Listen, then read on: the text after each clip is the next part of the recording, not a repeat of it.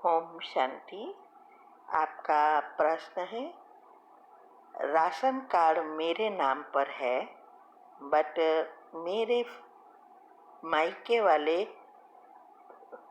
Use करते हैं, ration खरीदते हैं और फिर बेचते हैं। तो ऐसा वो लोग करते हैं, तो उससे उस पैसे से वो आत्मा नेगेटिव में खर्च करते हैं। तो क्या उसका पाप मुझे चढ़ता है? राशन कार्ड पूरे फैमिली के नाम से है बट मैं पैसा नहीं देती, वो आत्मा खुद के पैसे से करते हैं। उत्तर है, बहुत अच्छा प्रश्न है। देखो, कर्म की गति अति सूक्ष्म है और इससे ही हम एक दूसरे से कर्म से जुड़ते जाते हैं। अभी सोचो, राशन कार्ड आपके नाम पर है। ये राशन कार्ड पर जो अनाज सस्ता मिलता है, किसको मिलता है? गरीब को। तो गवर्नमेंट ये पैसा गरीब को के लिए देती है ना? अभी आपको ये नहीं चाहिए और आपने आपके मायके वाले को दिया, तो मायके वाले यूज करते हैं उसको बिजनेस के लिए, नफा लेते हैं ना, क्योंकि वो राशन तो बहुत चीप आता है, सस्ता आता है। तो अभी ये पाप हुआ कि नहीं? आप ही सोचो कि गरीब की बजाय आप राशन लेते हो और बेचते हो, पैसा कमाते हो, तो ये तो बहुत बड़ा पाप हुआ और झूठ भी हुआ। तो उनके जिम्मेवार आप भी हुए, क्योंकि आपने राशन कार्ड दिया तो वो लोग ने किया, नहीं देते तो नहीं करते, तो आप भी उसमें शामिल हुए। भले आप पैसे यूज नहीं करते, पैसे लेते नहीं, ऊपर से आप कह रहे हो कि वो लोग नेगेटिव में खर्च करते हैं। ये तो डबल पाप हुआ, एक तो गरीब का छीना और दूसरा उसका नेगेटिव यूज किया। तो ये सारे पाप कर्म है, सूक्ष्म से सूक्ष्म गति है और आपको भी ये भोगना पड़ता है, क्योंकि मुख्य आप हो। आप अगर राशन कार्ड नहीं देते तो ये सब कुछ होता ही नहीं। वो लोग अपने हिसाब से बाई करते और सेल करते। ठीक है, तो अभी आपको समझना है कि क्या करना है।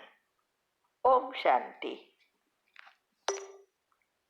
आपका प्रश्न है, हम खाना लहसुन प्याज के बिना ही होता है और कभी कभी मेरे हस्बैंड उसमें स्पेशली मुझे चिढ़ाने के लिए बोलेंगे कि मुझे खिला मीन्स जूठा कर देंगे खाने को, और फिर बोलेंगे इसी में से खा। तो उस समय क्या करूं? हस्बैंड भी बिना प्याज लहसुन का खाते हैं, तो मैं बनाती हूँ, लेकिन कभी कभी प्याज वाला खाते हैं। उत्तर है, देखो, ये ऐसा क्यों करते हैं? आपको चिढ़ाने के लिए। तो आपको चिढ़ना नहीं है, खुशी खुशी से करो। वो देखेगा कि आपको कोई फर्क नहीं पड़ता, आप छोड़ देगा। और जो युगल के लिए हमने कमेंट्री रखी है उसमें ऐड करो कि अब वो मेरी बातें अच्छी रीति समझते हैं और अब अच्छी रीति खाना खाते हैं और मुझे चिढ़ाते नहीं हैं, डिस्टर्ब नहीं करते। ऐसा आपको जो चाहिए वो ऐड कर दो उस कमेंट्री में, रोज सकाश दो, लेकिन आपको चिढ़ना नहीं है। आप देखो, हमारे साथ बहुत कुछ हुआ है ऐसा। तो आपको चिढ़ना नहीं है, कोई भी बात हो, ये खाने की बात नहीं, कोई भी बात हो, हमें ऊपर से खुशी दिखानी है। अंदर से सकाश देनी है, वो अंदर से भी नेगेटिव नहीं चलाना है। ऐसा करेंगे ना तो उस वाइब्रेशन से, और वो देखेंगे कि आपको कोई फर्क ही नहीं पड़ता है, तो वो छोड़ देगा। ठीक है, वो इतना सहयोग देता है, बिना लहसुन प्याज का खा लेता है, तो फिर आपको भी युक्ति से लो काम। हमारी 15 ऑडियो भी आती है तीव्र पुरुषार्थ ग्रुप में, उसमें बताया है कि कैसे युक्तियाँ रचो, जैसी चीज़ जैसा समय वैसी युक्तियाँ रचनी है। क्योंकि हम गृहस्थी है, तो हम ऐसे नहीं रह सकते जैसे हम अकेले हैं, तो हमें एडजस्ट करना है।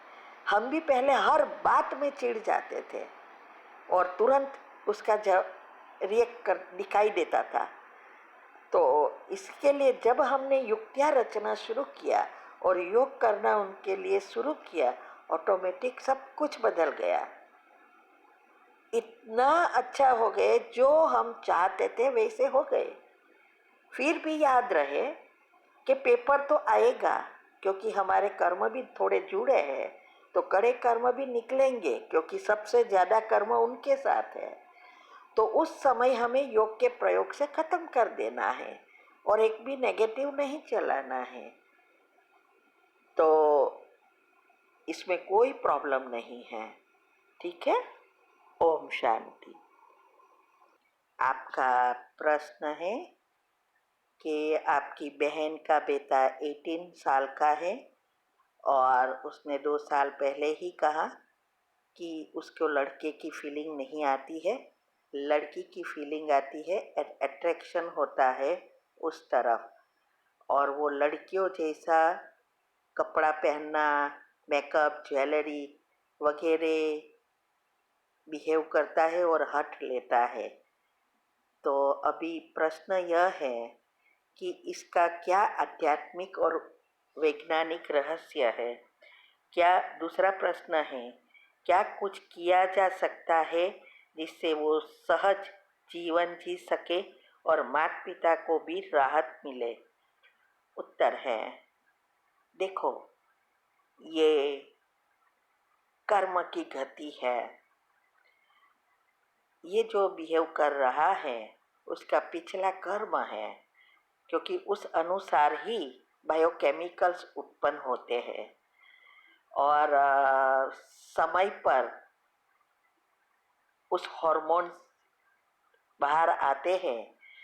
तो ये जैसे आजकल आप सुनते होंगे, गेज है, वो लड़का ही होता है, बट लेकिन वो लड़के से ही सब कुछ करता है।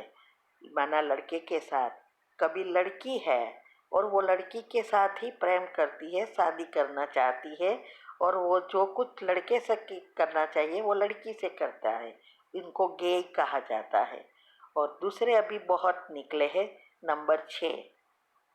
ये सब क्या है? 6 नंबर, ये जो आप बात कर रहे हो ना, वो उस तरह की है, दूसरा कोई प्रॉब्लम है ही नहीं। तो रसायन हमारे अंदर जो उत्पन्न होते हैं उसको बदलना पड़ेगा। तो ये नंबर 6 और कुछ नहीं है, ये भी हमारे कर्मों की गति है। जैसे आजकल आप देखते हो लोग सेक्स के लिए क्या क्या करते हैं, कितनी तरह के सेक्स करते हैं जो नियम के विरुद्ध होता है। तो वो सब एक से ज़्यादा से सोते हैं, हाँ, सेक्स बहुत कुछ होता है, हम बहुत नहीं बात कर सकते।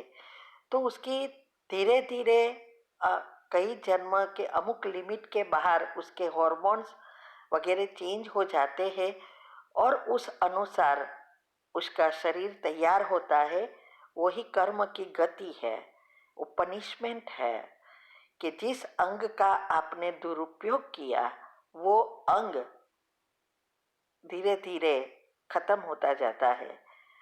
तो ये भी एक अंग है ना सेक्स का, तो वो खत्म हो गया क्योंकि बहुत बुरे कर्म हैं। तो उनको बदलना कोई मासी का घर नहीं है और उसके माँ बाप तो है नहीं। अगर माँ कुछ करती तो शायद उसके हार्मोन्स बदल सकते, क्योंकि ये सारा बायोकेमिकल्स है। क्योंकि 16 के बाद उसके हार्मोन्स बदलते हैं, हर तबक के बदलते हैं। पहले 2 साल, फिर 6 साल का होता है, फिर 11 साल का, फिर 16 का होता है। ऐसे हर समय पर हार्मोन्स बदलते हैं और वो सब कनेक्टेड है न्यूरॉन से। और इसके लिए रासायनिक क्रियाएं होती है और उससे हमारी इंद्रियां और कर्मेंद्रियां काम करती है। तो ये लॉन्ग प्रोसेस है, आप उसके लिए कुछ नहीं कर सकेंगे।